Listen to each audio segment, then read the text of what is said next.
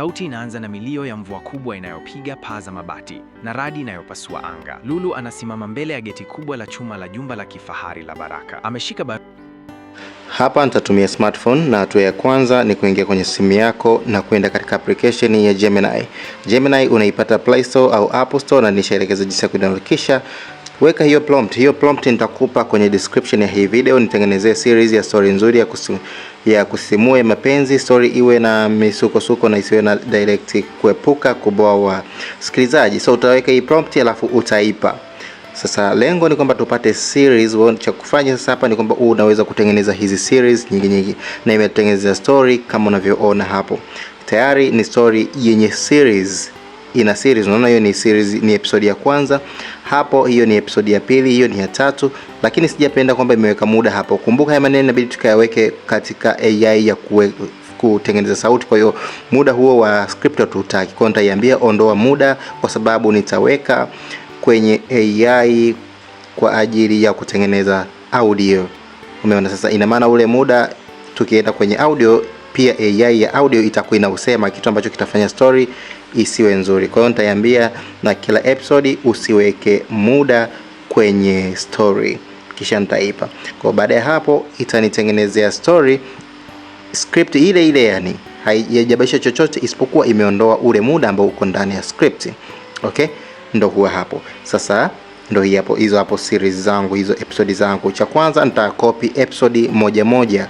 Kwa mfano hapa nitaanza na episode ya kwanza. Story yetu inaitwa Kivuli cha Mapenzi, ya Kivuli cha Penzi. Kwa nitacopy kuanzia title episode ya kwanza mpaka mwisho kwenye episode ya kwanza. Unaona hapo ndipo episode ya pili inapoanzia, kwa nitaicopy hiyo.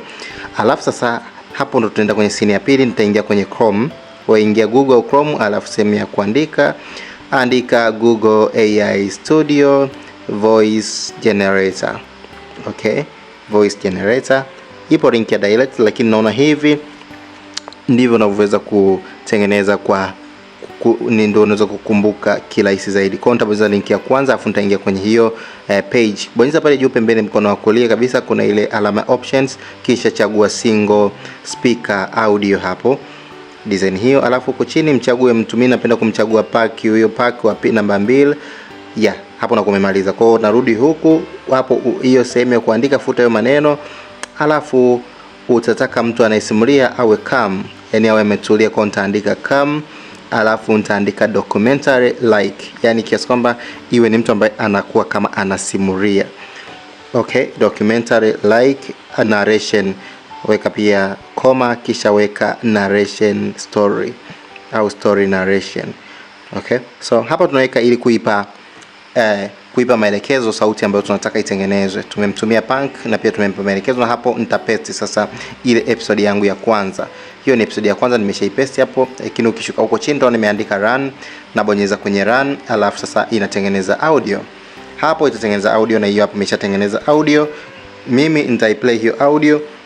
Nitaisikia kama iko vizuri. Kama haiko vizuri unaweza kubonyeza tena run, then ikatengeneza audio nyingine. Lakini kisha nikishaipenda mimi nabonyeza hizo alama 3 mkono wa kulia pembeni mbele ya audio. Hapo ndipo unabonyeza, alafu pia unabonyeza download ili uweze kudownload hiyo audio kwenye simu yako. Hapa kila kitu tunakifanya kwenye simu na utaweza kutengeneza. So hapo tumesha download audio. Kitu cha pili sasa kinachofuata ni kwamba tutaenda kwenye application yoyote unaitumia kwenye kuedit. Mimi natumia CapCut. Kwa hiyo nitaingia kwenye simu yangu, nitaandika CapCut. Nitaenda kwanza kwenye Gemini, alafu nitataka kwanza nitengeneze picha kwa ajili ya hiyo story. Kwa sababu hapa tupokuwa tumetengeneza story, nitaiambia tena Gemini kulingana na story uliyotengeneza nitengenezee picha. Sasa hapa Gemini tayari si ndio imetengeneza story, ina maana hata picha inajua kwamba ni picha gani itakayofit katika story. Kwa hiyo ukishatengeneza picha moja unaiambia tena nitengeneze picha inayofuata, nitengeneze picha inayofuata. Kwa hiyo hata kama unataka picha 10 kwa ajili ya episode moja inakutengenezea, then unaziweka. Okay, kwa hiyo nitaenda picha ya kwanza ya story, kisha nitaitumia hiyo kama reference kutengeneza picha zingine. Hakikisha nitawekea hizi prompt kwenye description kwa hata usikiari.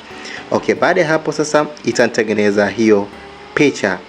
Ndio hapo inatengeneza picha baada ya kuipa hiyo prompt, na mimi nitaitumia hii picha kwenye kuedit sasa hii video yangu katika application yangu ya kuedit. Kama sijaipenda, kwa mfano mimi labda ni mzungu, nataka awe Mwafrika, nitaiambia nataka mhusika awe mweusi au koma Mwafrika.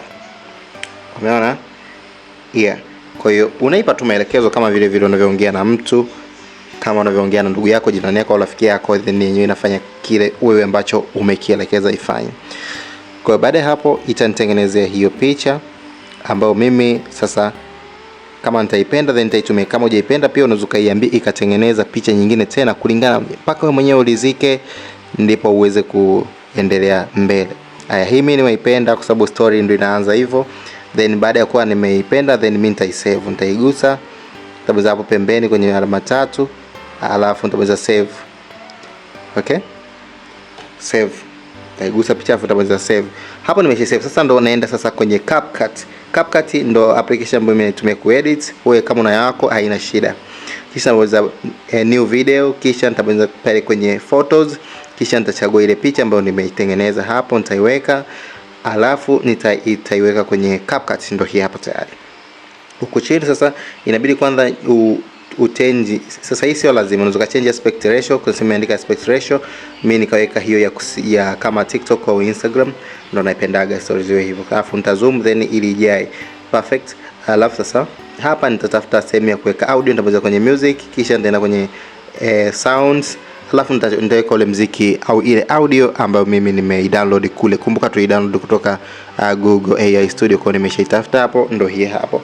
Baada ya hapo naweza nikamua kwamba katika episode moja nilikuwa natumia tu picha moja kwa sababu watu wanapenda kusikiza story. Kwa hiyo naweza nikamua hii picha nikaizoom ikaenda mbele. Alafu kitu kingine ni kwamba naweza nikatengeneza sasa kitu kinaitwa captions. Watu wanapenda kusoma captions huko wanasikiliza story. Kwa uzuri ni kwamba pia CapCut ina sehemu ya Kiswahili. Kwa hiyo nitaweka Kiswahili, alafu nitabonyeza generate hapo kwenye captions. Hapo na generate captions za Kiswahili ambazo ni fasaha, ambazo haikosei kabisa CapCut. Labda wewe mwenyewe tu ndio umekosea kwenye kutamka. Lakini 99% inapatia maneno ya Kiswahili. Kwa hiyo tuseme tu ni 100%. Mara nyingi hata wasiedit chochote kama nimepatia.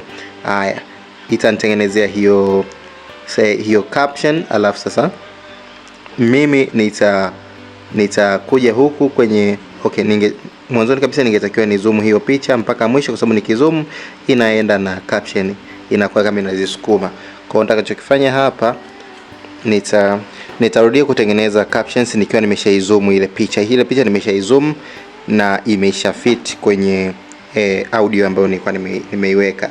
Kwa baada ya kumaliza hapo, nishamaliza, then unaweza kuamua kwamba uka style hapo kwa kubonyeza style hapo chini ili ustayle hizo hayo maneno hayo. Nikaamua kuchagua yoyote hapa. Okay, baada ya kuchagua ita load. Baada ya kuchagua moja hapa, chagua style yoyote. Sasa mimi napenda kutumia style ambayo ni herufi kubwa zenyewe, ili kama kuna herufi kubwa na ndogo then isiwe mchanganyiko.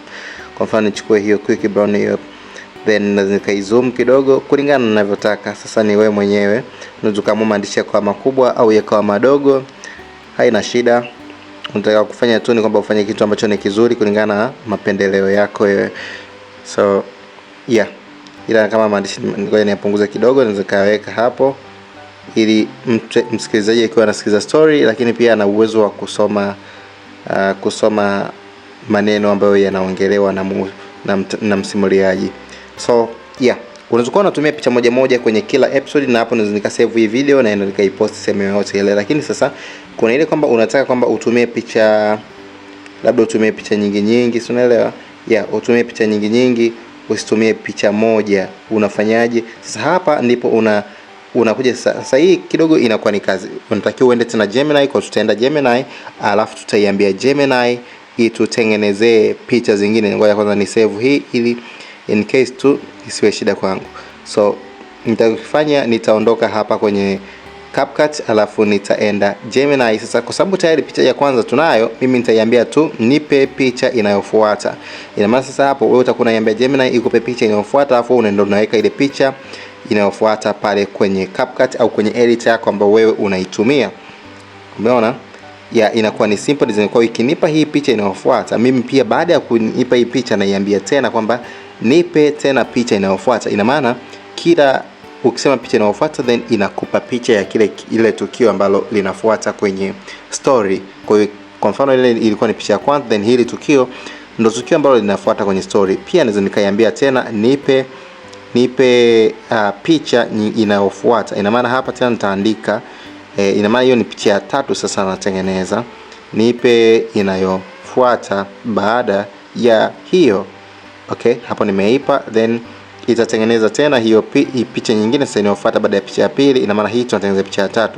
Utafanya hivyo hata kama ni picha 10, then zote zitatengenezwa hapa na wewe utakuwa unazichukua na kwenda kuzitumia kwenye CapCut au kwenye editor yako. Sasa ngoja tuende CapCut nikuonyeshe.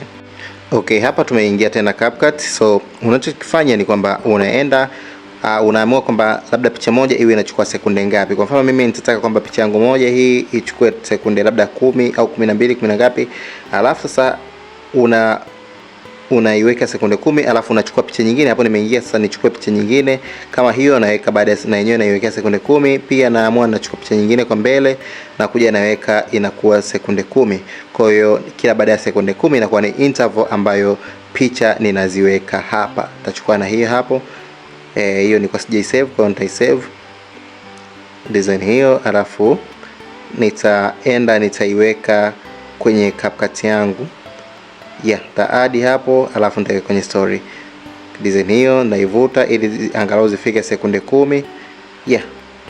Design hiyo. So ukiwa unaweka hivyo, ina maana unaweza kutengeneza baada ya kutengeneza story yenye picha moja, unaweza kuwa unatengeneza story yenye picha nyingi, sauti, story na maneno pia. So ndio hivyo tu jinsi ya kutengeneza, na unaweza kutengeneza ya kwako, na tumaini umenielewa. Na pia usahau kusubscribe kwenye hii channel yangu, sababu nitakuwa nakupa video nyingi tu kama hizi ambazo zitakufundisha vitu vingi hapa mtandaoni. Baada ya hapo unamaliza, una export video na video yako inakuwa tayari kuiposti kwenye mtandao wako wa kijamii unaotumia.